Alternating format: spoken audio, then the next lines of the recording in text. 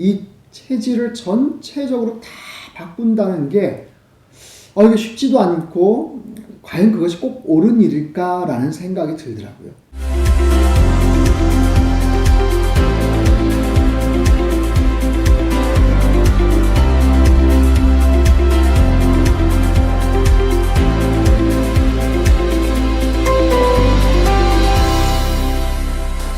설교자로서 이제 인정받고 또 존경받고 여기저기서 이제 부름을 받고 계신데요. 설교 준비 정말 좀 개인적인 거지만 그래도 좀 많은 목회자와 신학생들을 위해서 좀 나눠주세요. 어떻게 하시는지.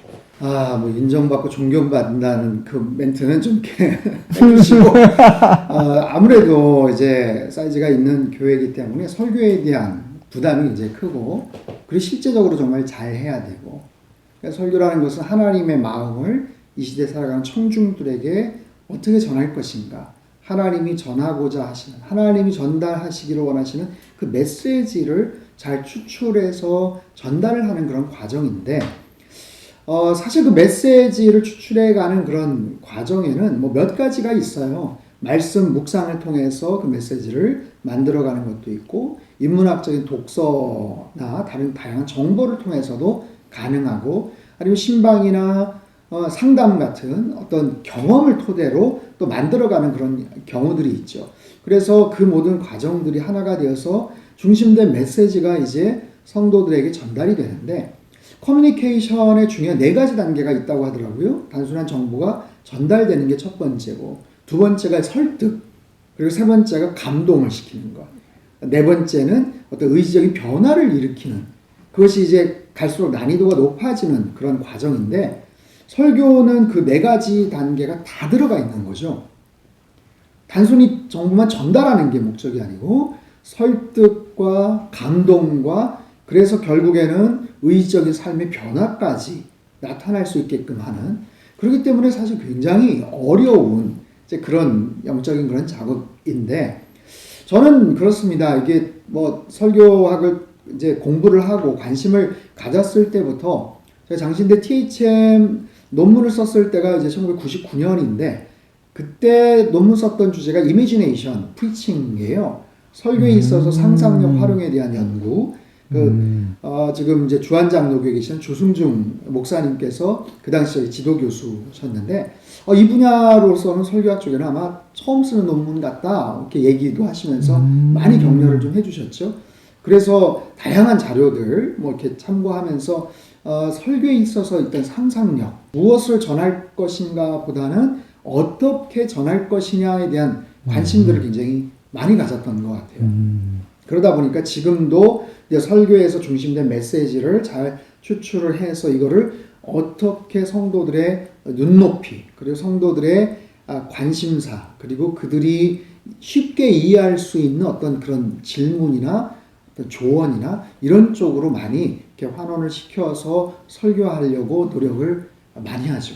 책이나 요즘은 뭐 유튜브 동영상이나 여러 가지 다양한 관심거리들, 뉴스들, 왜 사람들이 이 기사에 그렇게 많이 클릭을 하나?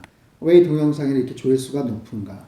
그러니까 사람들의 어떤 관심 또는 뭐 필요, 어떤 갈증, 뭐 이런 것들이 다 담겨져 있기 때문에 사실 설교자들이 그런 화법 또 그런 주제에 대해서 그냥 전혀 뭐 성과 속 이렇게 뭐 나눠서 구분하듯이 뭐 그렇게 해서는 정말 청중들에게 다가설 수가 없다라고 저는 생각을 하고, 예수님께서도 언제든지 누구를 만나든지 그들의 눈높이로 또 그들이 필요한 어떤 니즈에 맞게끔 말씀을 전해주시고 또 그렇게 해서 만나주셨던 것처럼 이 시대 설교자들이 좀 그런 역할들을 해야 되지 않나라고 생각을 하고, 돌아가신 하용조 목사님께서 늘 그런 말씀을 하셨거든요. 목회자의 설교의 어휘나 언어들은 한 중학교 3학년 정도가 이해할 수 있는 그런 수준이어야 된다. 너무 이렇게 어렵지 않게, 너무 이렇게 교회 안에서의 어떤 용어나 이런 부분들을 너무 이렇게 막 사용하지 않고, 뭐 원어도 사실은 그냥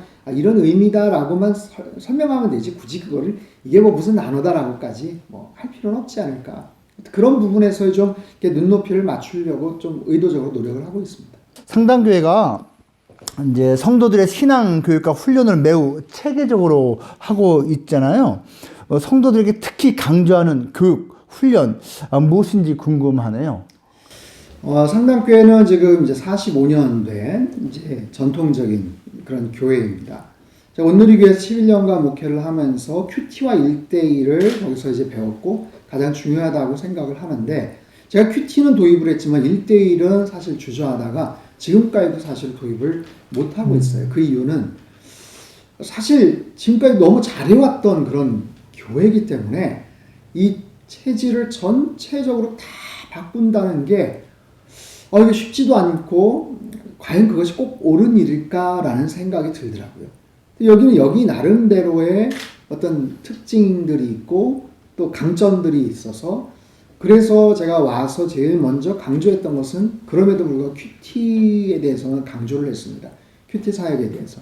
그래서 지금까지도 큐티 초급반, 중급반, 또 성기미 과정까지 아예 교재를 다 만들어서 정말 지금 뭐 대한민국의 큐티에 대해서 한번 열풍처럼 이렇게 지나가서 큐티를 뭐 안 하는 교회도 없고 뭐 죄송한 말이지만 제대로 하는 교회도 없다. 약간 좀 그런 생각이 좀 드는데 초급반, 중급반, 성기미 과정까지 해서 무조건 말씀에 대한 관심들을 계속해서 갖게끔 뭐 강단에 선포되는 말씀이야 이제 목회자를 통해서 주시는 말씀이지만 큐티를 통해서 하나님과의 인격적인 관계, 만남 그리고 자생적으로 영적인 충전을 받을 수 있는 그런 굉장히 중요한 그런 부분이기 때문에 큐티에 대한 강조를 아주 중요하게 좀 하고 있고요.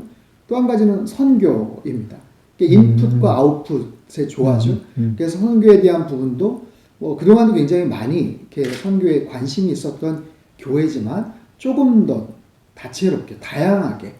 그래서 제가 기억에 남는 게 첫 해 와서 아울리치 강조를 많이 했어요. 그 중에 이제 생각나는 데가 이제 성가대가 1년에 한 번 정도 아울리치를 갔으면 좋겠다. 그럼 예배 마치고 이렇게 오후에 가나요? 이렇게 하시길래, 아니라고. 그냥 아예 어느 특정한 장소, 교회든 그날 거기 가서 예배를 드리시고, 거기 가서 성가를 좀 하시면 좋겠다. 2부 성가대는 3부가 그날 대신해주고, 다음에는 또 1부가 3부를 또 대신해주고, 그래서 처음에 굉장히 좀 당혹스러워 하시더라고요. 근데 정말 인상 깊었던 게 2부 갈보리 성가대가 한 120명 넘게 아주 인원이 많은데 전부 무주에 있는 아주 100년이 훨씬 넘은 그 교회를 그날 가서 섬겼어요. 그날 가서 한 뭐 100여 명 가까운 분들이 그곳에 가서 예배를 드렸는데 아주 오래된 교회고 이제 연로하신 어르신들, 노인분들만 있는 그런 교회인데 그날 거기 가서 우리 성가대원들이 들어가니까 교회가 그냥 꽉 찬 거죠. 근데 거기 있는 목사님이 그 얘기를 하시더라고요. 이게 교회가 100년이 넘은 교회인데 100년 동안 이 본당이 꽉 찬 적이 오늘이 처음입니다. 그게 너무 감동스러운 거예요. 그리고 나서 오후에는 동네 어르신들 초청을 해서 마을 잔치를 했고 아직도 재래식 화장실을 쓰고 있는 그런 교회인데 성가대원들이 십시일반을 모금을 해서 수세식 화장실로 바꿔주고 그리고 여기서 뭐 1시간밖에 안 걸리기 때문에 다 사용 마치고 교회 돌아오니까 뭐 오후 5시 정도인데 이분들이 너무너무 은혜가 넘치는 거예요. 평생 상담교회 본당에서 성가대 쓰면서 그렇게 사역을 하고 주일날 본교회를 떠나면 큰일 날 것 같이 생각을 하셨다가 이렇게 다른 교회에 가서 이렇게 또 섬길 수도 있구나. 우리가 가진 그 재능을 가지고 다른 어르신들이나 열악한 그런 환경 상황에 가서 찬양을 할 수도 있구나. 이걸 많이 깨닫고 아주 큰 감동을 받으셨죠. 목사님의 삶과 목회 여정에서 만난 스승, 멘토, 뭐 친구들 많으실 텐데 한두 분 좀 얘기를 해주시죠. 설교에 있어서 제일 영향을 받았던 분은 세 분인데 첫 번째가 이동환 목사님. 신학교 때 그분 설교를 수백 편 정말 듣게 됐어요. 그러면서 설교의 어떤 틀을 잡는데 많이 도움이 됐고 유학 시절에 이재철 목사님 설교를 들으면서 설교의 어떤 깊이에 대한 부분들 많이 또 생각하게 됐고 온누리교회 오면서 하용조 목사님의 어떤 성령 정말 충만한 성령의 어떤 다이나믹과 성령님께서 좀 드라이빙 하시는 어떤 그런 설교 그래서 그렇게 어떤 설교에 대한 부분들은 많이 이렇게 영향을 받았던 것 같아요. 목회적으로는 뭐 저희 아버님 경기도 평택에서 이제 목회하시고 은퇴하셔서 지금 이제 뭐 84세 연세가 드셨지만 여전히 지금도 제가 뭐 목회를 하거나 좀 어려운 부분이 있을 땐 항상 제일 먼저 찾는 영적인 멘토, 존경하는 뭐 선생님 같은 그런 어르신이고 그 설교 이제 하면 항상 이제 코멘트를 해주세요. 카톡으로 뭐 좋았다 아니면 뭐가 아쉬웠다. 그래서 항상 이제 그런 부분들을 가지고 또 이렇게 중심을 좀 잡게끔 하고 그리고 이제 뭐 최근이랄까 아무튼 뭐 근래에서는 이제 그런 부분에서의 고민이나 이런 것들이 있었을 때는 이제 캐나다에서부터 교제를 했던 캐나다 그레이스 교회 박신일 목사님 또 한국에서는 또 김병산 목사님 이런 분들하고 또 목회적인 그런 나눔이나 또 고민들 또 같이 좀 나누는 이제 그런 편입니다. 인생의 후배이며 동시에 목회 후배들에게 내가 이거는 그래도 선배니까 꼭 내가 해주고 싶다라는 그런 몇 가지 조언이랄까 어드바이스를 좀 해주세요. 저는 뭐 아니라고 생각을 하는데 우리 부목사님들하고 같이 얘기하면 정말 나 때는 말이야 정말 극도로 조심을 하는데 그럼에도 불구하고 이제 20대 후반에 우리 전도사님들 또 30대 한참 열정적이고 또 의욕이 충만한 우리 그런 목사님들 또 40대 초중반에 우리 뭐 부목사님들 뭐 그렇게 생각을 해보면 일단은 목회자가 자신의 강점과 약점을 정확하게 좀 알아야 되겠다라는 생각을 합니다.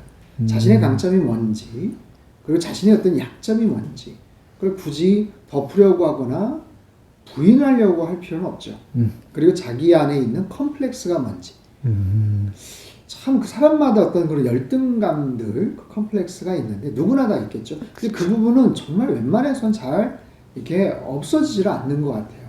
애써 아닌 것처럼 이렇게 커버를 하는 이제 그런 경향이 있는데 그 부분을 굉장히 조심해야 될 것 같아요.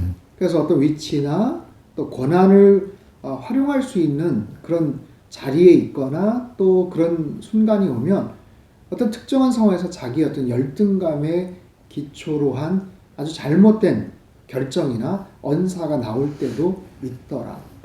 그래서 자기의 강점이 뭔지를 정확하게 알고 그것을 계속해서 연마하고 극대화시키는 것이 필요하고 자신의 컴플렉스나 열등감, 약점이 무엇인지를 계속해서 알고 그것을 위해서 기도하고 또 그것을 위해서 또 여러 가지 모습으로 자기가 좀 노력을 해야 되지 않을까 생각이 들고요. 20대, 30대 목회자들에게 있어서는 그냥 정말 치열하게 열심히 배우고 많이 경험해라. 또 뭐 그런 뭐 조언을 해주고 싶은 게 사실 뭐 목회자만이 아니잖아요. 사회에 속해 있는 어느 계층이든지 자신의 그 자리를 잡기 위해서 그 자리를 또 확장시키기 위해서 얼마나 치열하게 사실 살아갑니까? 20대, 30대 때 너무 많이 계산을 안 했으면 좋겠어요. 그때의 경험은 그것이 때론 실패여도 그래서 안 됐구나라는 것을 깨닫는 아주 중요한 그런 자산이 되더라고요. 그래서 일단은 20대, 30대 때 할 수 있는 다양한 목회적인 경험들을 쌓는 것이 되게 중요하고 뭐 기회가 되면 정말 외국에 가서 뭐 단 1년이라도 낯선 환경에서 좀 살아볼 필요도 좀 있지 않나. 그것이 선교지든 아니면 이민 목회 현장이든. 그래서 좀 그런 다양한 경험들을 좀 쌓고 40대에서는 그것을 좀 더 조직화시키고 자기의 앞으로의 목회의 방향이나 그 틀에 맞게끔 그걸 좀 튜닝해 나가는 그런 과정들이 40대 때는 좀 필요하지 않을까